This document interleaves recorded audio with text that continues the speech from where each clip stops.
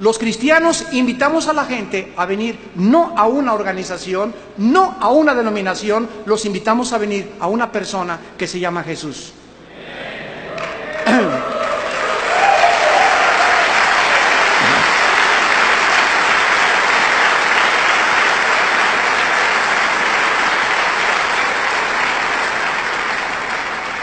Si todas estas cosas tú no las comprendes, ¿cómo vas a defender tu fe?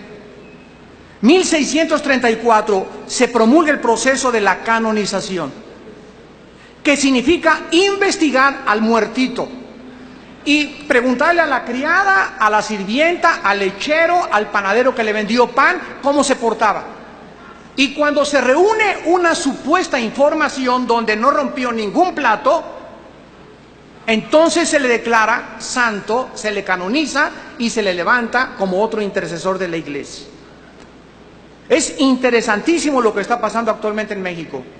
Los historiadores y antropólogos de Cambridge, Inglaterra, 2 profesores de historia de la Universidad de Harvard en Estados Unidos y 3 historiadores mexicanos, los más renombrados, entre ellos Alfredo Kraus, doña Laura Guzmán, que ya murió, y el doctor Arnaiz Cifrex, un antropólogo famosísimo del siglo pasado, todos declararon que el ayate de María en la villa es una pintura del siglo XVI pintada por manos humanas.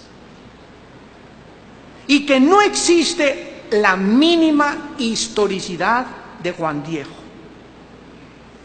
Que no existe nada absolutamente.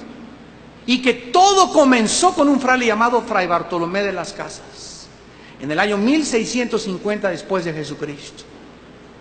¿Y cómo es posible que no habiendo historicidad, habiendo pruebas científicas de que el ayate es hecho por manos humanas, se atrevan a venir a México y declarar a un hombre inexistente como un santo para que interceda por los demás?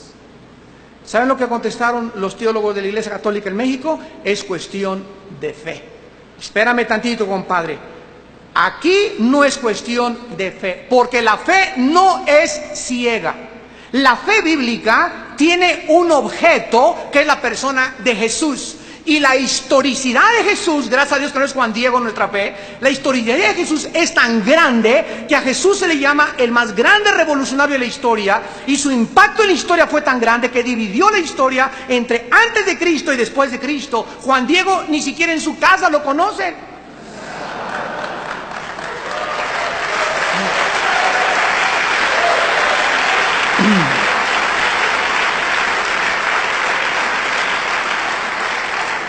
Se necesita más fe para creer en Juan Diego que en Cristo. Es increíble que el ser humano, profesando ser racional, en la época que vivimos de la tecnología y personas educadas en universidades, puedan verdaderamente tener la luz enfrente, y como en los tiempos de Jesús se repite el pecado. A la luz le llaman tinieblas y a las tinieblas le llaman luz. En 1439 se establecen que para entrar al cielo se necesitan 7 sacramentos. 7 sacramentos. O sea, la fe en Cristo más 7 sacramentos. O sea, si alguien lo atropella un coche y llega un cura y le echa aceitito antes de morir, se llama el 7º sacramento, la extrema unción. ¿Qué significa esto? Que esa persona, si recibe el aceitito antes de morir, tiene garantizada su entrada al cielo, aunque haya sido discípulo del Mocho Orejas. En 1854 se establece la doctrina de la Inmaculada Concepción, que la Virgen no tuvo jamás hijos. Mateo 13, Juan capítulo 2, Gálatas capítulo 1, nos hablan que Jesucristo tuvo, después de que María tuvo virginalmente a Jesús, hermanos y hermanas. Pero de acuerdo a ellos, ¿verdad?, no hay hermanos. Y cuando tú hablas con un católico te dice, eran primos o parientes cercanos. Espérame tantito.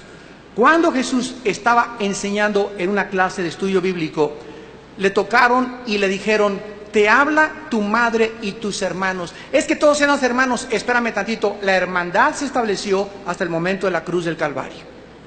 Antes de la cruz no había tal hermandad.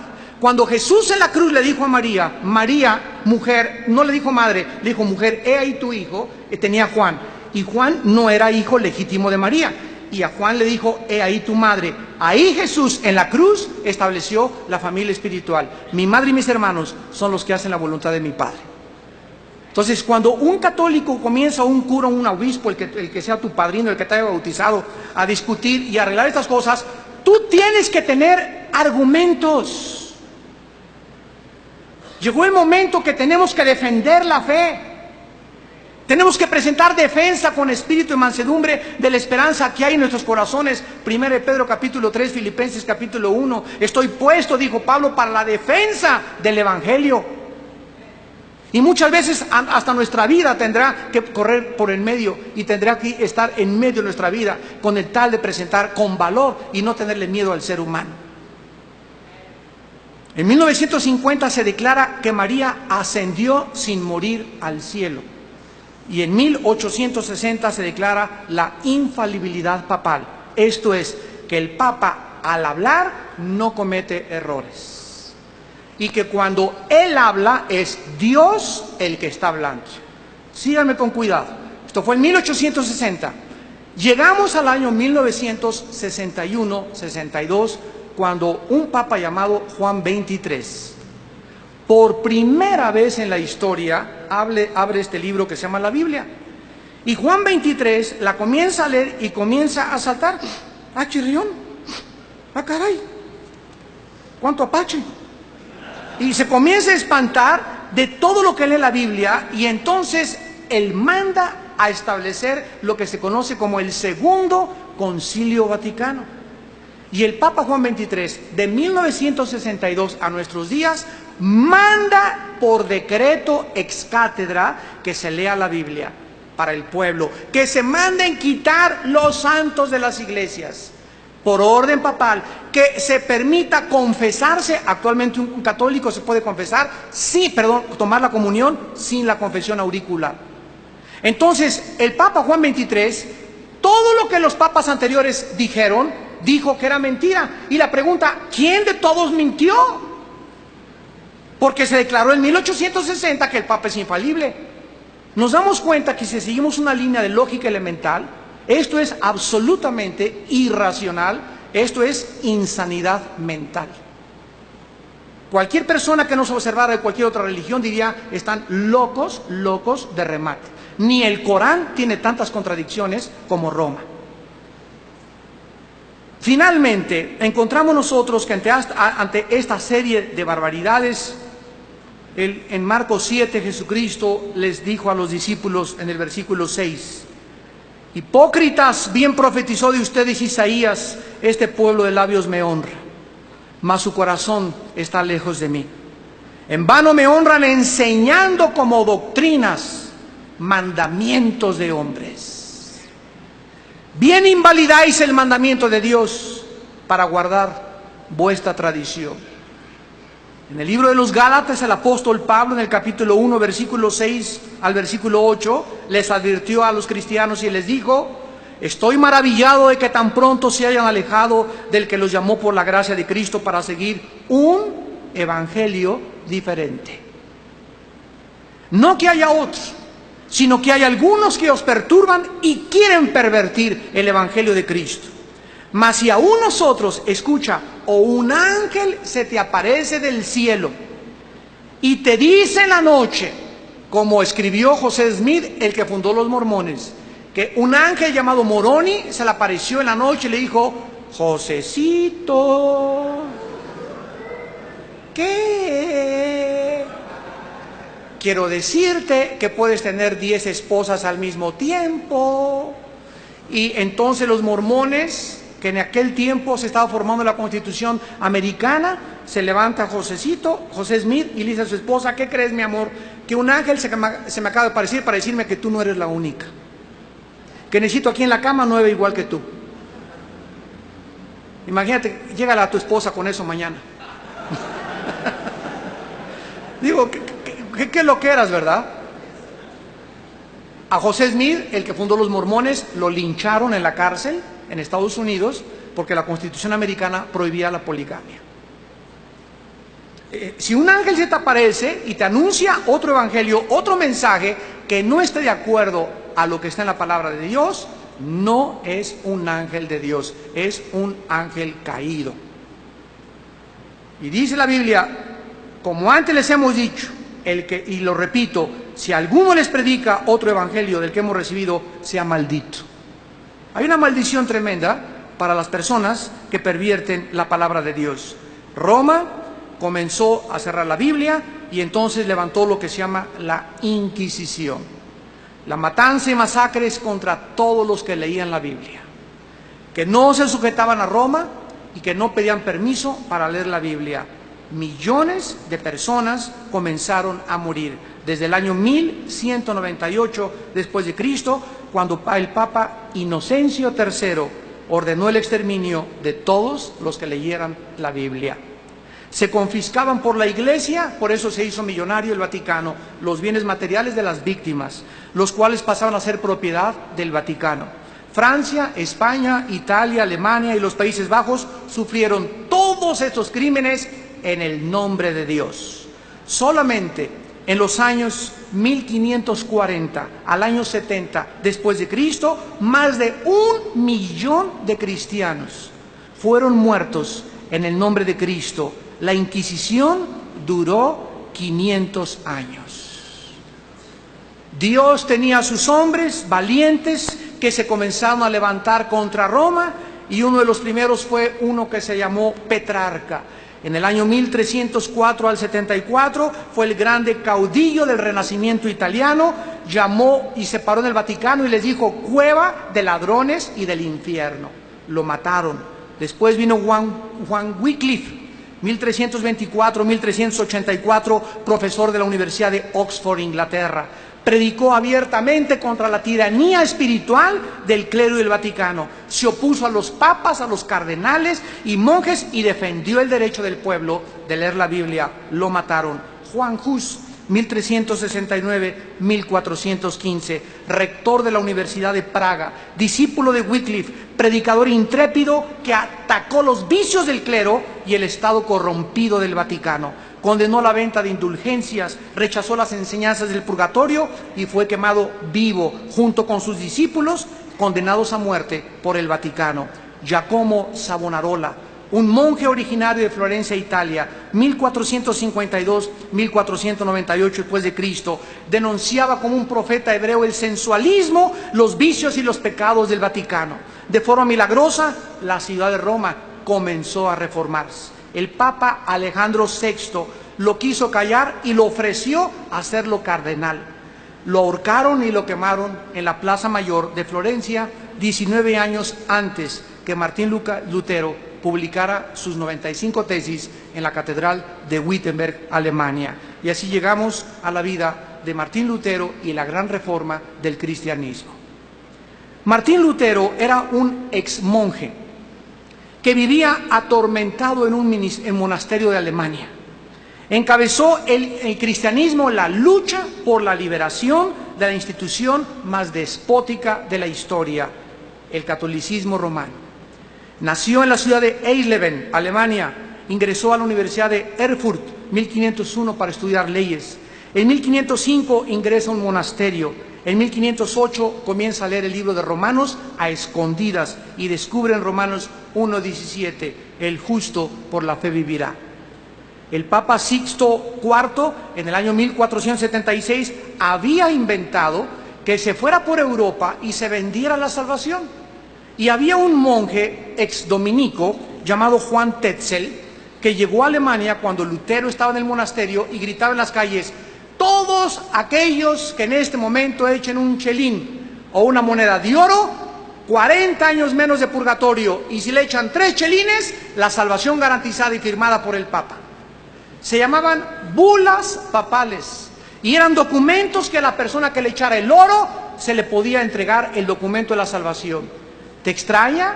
¿Te sorprende? Actualmente hay predicadores que te dicen: mándame tal dinero y oraré a Dios para que te proteja del diablo. Mándame esto en el sobre y te garantizo que el diablo no te va a tocar. ¿Nos sorprendemos de esto? Todas estas cosas han entrado con diferentes espíritus a la iglesia de nosotros. Y de una u otra forma hay personas en la televisión que te dicen, mándame este dinero y te mando un trapito ungido para que lo pongas en tu cojín y te sanes de los dolores de cabeza. Te mando un trapito ungido para que oren por tu familia, por tanto y tal. Y las personas, los cristianos les mandan miles de dólares por trapitos ungidos. ¿Saben ustedes qué es lo que está pasando esto? Se está sustituyendo la fe en Cristo en un instrumento. O sea, el cristiano ahora se le enseña que necesita un medio, algo tangible, algo físico para poder tener fe. Y si no tienes ese trapito, la fe en Cristo ya no puede subsistir, ni se puede mencionar solamente a través de la palabra de Dios. Y se les olvida que el justo vive por la fe, no por lo que ve. ¿Y en qué se basa esa enseñanza? Ay, hermano, pues es que dice el libro de los Hechos que cuando Pablo pasaba eran sanados con sus ropas y esas cosas. Eso fue un milagro en las ropas de Pablo. Tú te llamas Fidencio.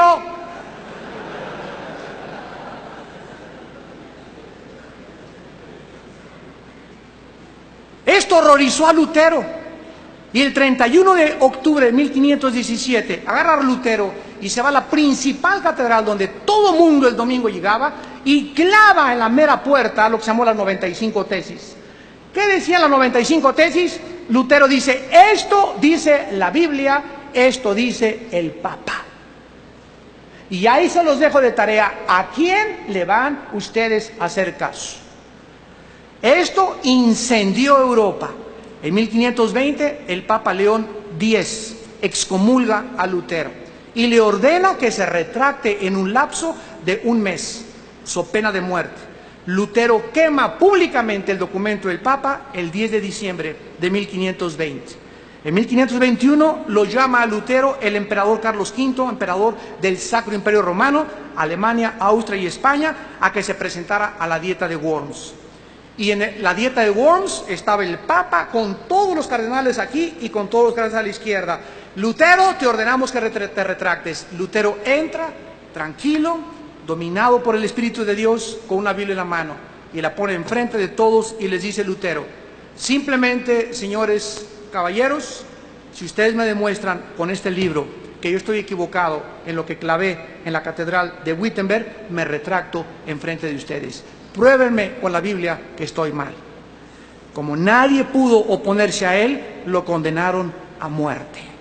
Los príncipes de Estrasburgo lo protegieron, y en 1529 el Vaticano prohíbe, so pena de excomulgación y pena de muerte, que el que leyera cualquier escrito de Lutero lo quemaban vivo. En 1559, más de 400,000 protestantes, que les llamaban los hugonotes, fueron quemados vivos. El Papa Paulo III ordena el exterminio de los cristianos, para lo cual funda un grupo que se llamó los jesuitas, encabezados por un militar llamado Ignacio de Loyola, para que los persiguiera por toda Francia y al que trajera la Biblia lo asesinaran y lo atravesaran con la espada.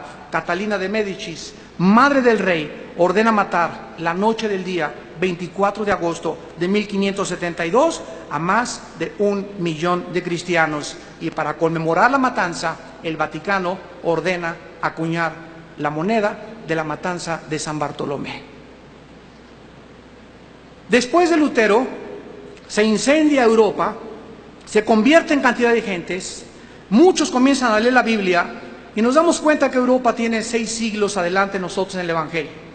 Todos los que eran perseguidos por el Vaticano llegaron a Rhode Island, a Estados Unidos de Norteamérica, en el año 1607. Se llamaban los puritanos anglicanos y después llegaron al estado de Virginia los bautistas, colonizando Rhode Island bajo el liderazgo de Roger Williams. En 1681 llegaron los cuáqueros al estado de Pensilvania, y todos estos grupos que fundaron al país de nuestros primos del norte, fue fundado el país por todos los que huyeron perseguidos por la Biblia, y todos los que fundaron Estados Unidos llegaron a Estados Unidos con la Biblia en la mano.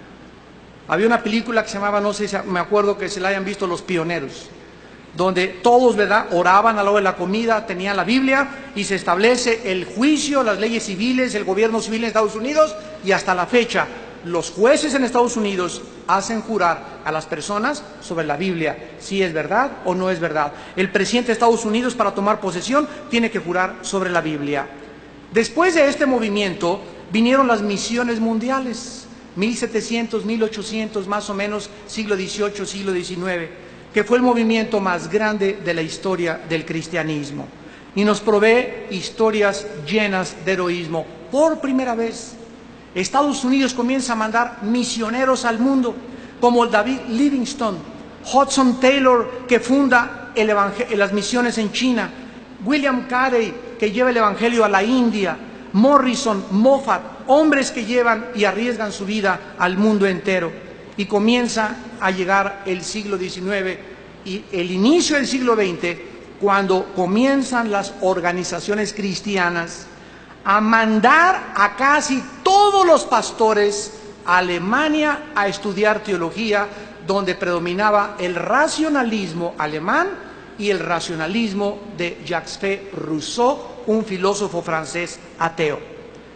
En 1930 se juntan las principales denominaciones cristianas en Estados Unidos y establecen las 8 bases que forman la doctrina fundamental de nosotros. Escucha esto: cualquier iglesia o cuerpo o organización que crea estas 8 cosas son nuestros hermanos en Cristo. Número 1, la inspiración de la Biblia como la única regla de fe y conducta para nuestra vida, inerrable e infalible. Número 2, el nacimiento virginal de Jesucristo. Número 3, la deidad de Jesucristo. Número 4, la Trinidad. Número 5, la resurrección corporal de Cristo. Número 6, la salvación por gracia, sin ninguna otra obra, ni sacrificio, ni rito, ni sacrificio, ni peregrinación, ni cualquier cosa. La salvación es por fe, nada más. Número 7, la redención. Solamente la sangre de Cristo paga los pecados. Y número 8, la necesidad intrínseca del ser humano de nacer de nuevo. Que mientras el ser humano no sufra una regeneración por el Espíritu Santo, no puede entrar al reino de Dios. Estas 8 declaraciones ponen y tapizan lo que se llama ahora el fundamentalismo. Entonces tú puedes creer en lenguas o no puedes creer en lenguas. Puedes creer que los cristianos tienen demonios o que no tienen demonios. Puedes creer en la risa o no puedes creer en la risa. Todas esas son no esenciales. Pero si cualquiera de estas no la crees, aunque creas los que te acabo de mencionar, nos vamos a ver en el cielo.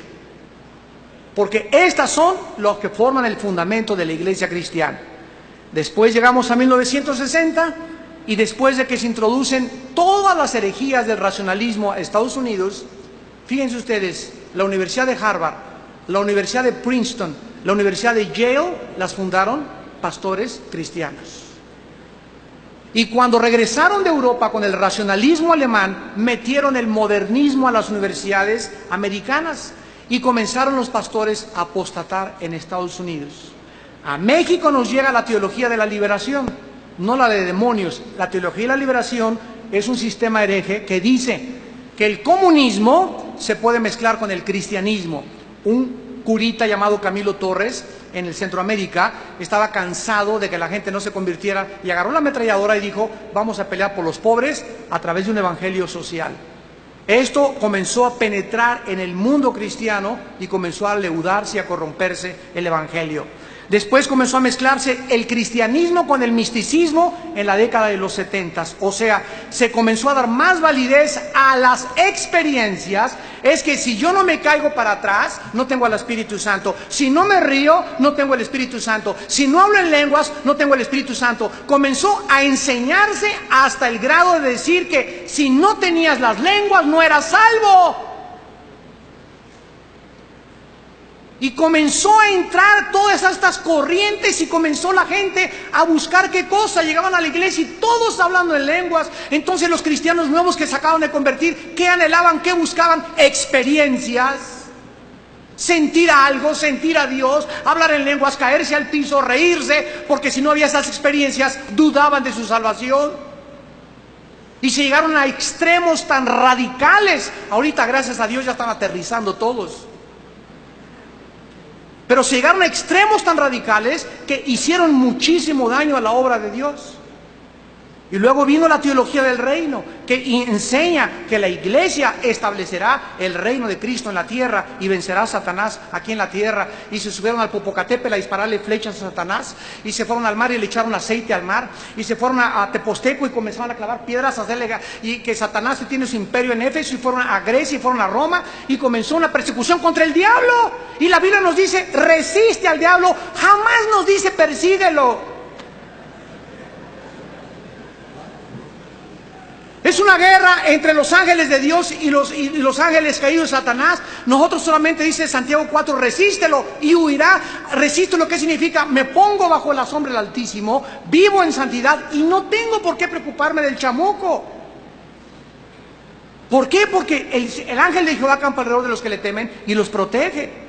Pero se inició la guerra contra el diablo, imagínense nada más. ¿Sobre qué raíces teológicas tenía ese movimiento? De que el reino de Dios tiene que ser establecido, persiguiendo, y vamos a corretear al diablo. Y el diablo risa y risa ahí arriba. Yo digo, los hermanos llegaron a mi casa, Armando, estamos haciendo una peregrinación a ir a Catemaco, Veracruz, ahí está el centro del espiritismo, y vamos a Chamuco fuera y a tomar para el Señor. Le dije, mira, hermanos, si alguien va a poner una iglesia en Catemaco y quiere hacerle guerra al diablo, no hay ningún problema. Llegas, Padre, establecemos este lugar, oramos y punto, ¿verdad?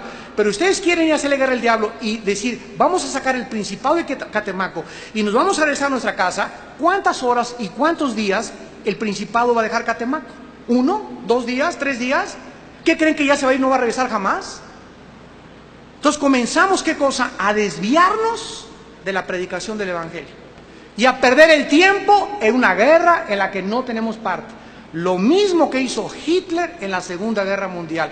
Hitler no tenía guerra contra los judíos, ni siquiera era un estado Israel, y de repente deja Inglaterra, deja Estados Unidos, deja Rusia y se vuelve contra los judíos y pierde el tiempo en la solución total y final contra los judíos cuando ni vela tenían en el entierro, porque odiaba a los judíos, y eso lo hizo perder la guerra y perder su dictadura.